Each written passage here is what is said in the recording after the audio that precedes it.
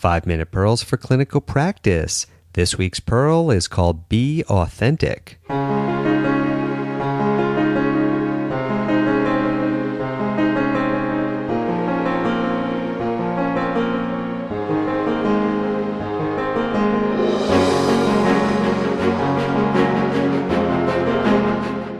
Hello, this is Dr. Brian Morris, and this is 5-Minute Pearls for Clinical Practice, where you will learn the tools to provide exceptional care for your patients.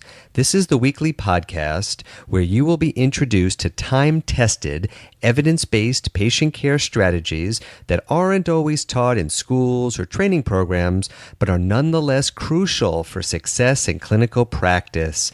There's that classic episode at the beginning of Season 5 of the television series Mad Men.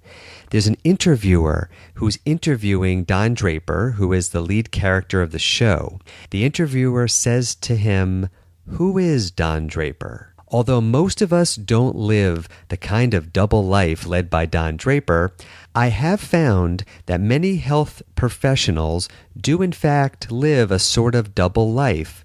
What do I mean by that? If a total stranger saw you interact with your friends and family, and then saw you interact with patients, would they recognize you? Would you look like the same person in both of those situations? Some health professionals have the belief that they need to put on a facade for patients, a sort of mask worn while they're at work. It is a tough outer shell that fits the portrait of what they think a professional should look like and should behave like. Sometimes this begins in our training when there's significant pressure to act a certain way or when the emotions are too difficult to express, so we harden up our tough outer shells. This is particularly prominent in the cancer specialties and the surgical specialties where uncomfortable bad outcomes are more commonplace. So some professionals take on a new personality at work, separate from who they really are. This sort of false self can be helpful actually in the short term, but it is not an ideal strategy for long-term success in clinical practice. What works in clinical practice is authenticity, being yourself, being real. Now that doesn't mean that you start going to work in your pajamas or start cracking jokes when you meet with patients like you would with your buddies, but it does mean that you speak with patients and with your staff with the kind of comfortable authenticity that you show your close friends and family. The same way we give our friends and family kindness and compassion, we do that for our patients. The same way that we go that extra mile for our friends and family, we do that for our patients.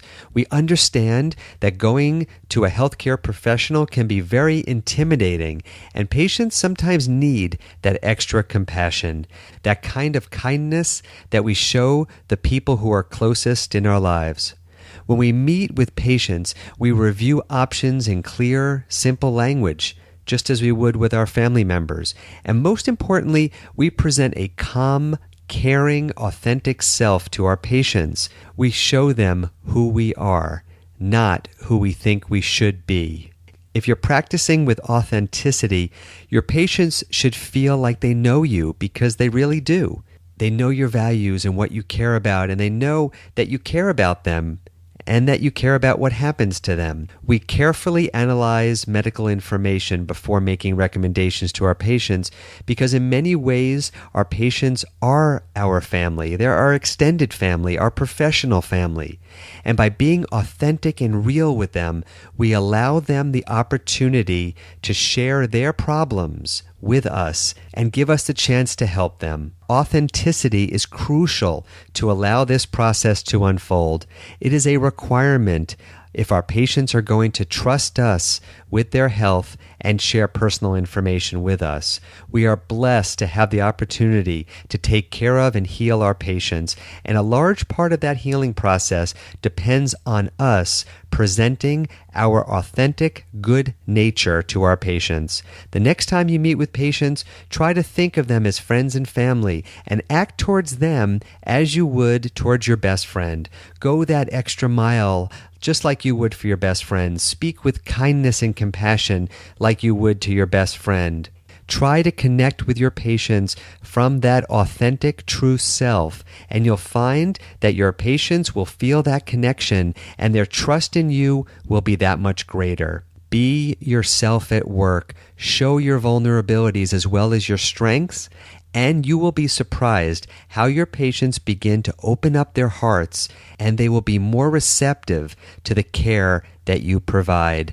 And then when an interviewer asks you who you are, unlike Don Draper, you will know what to say.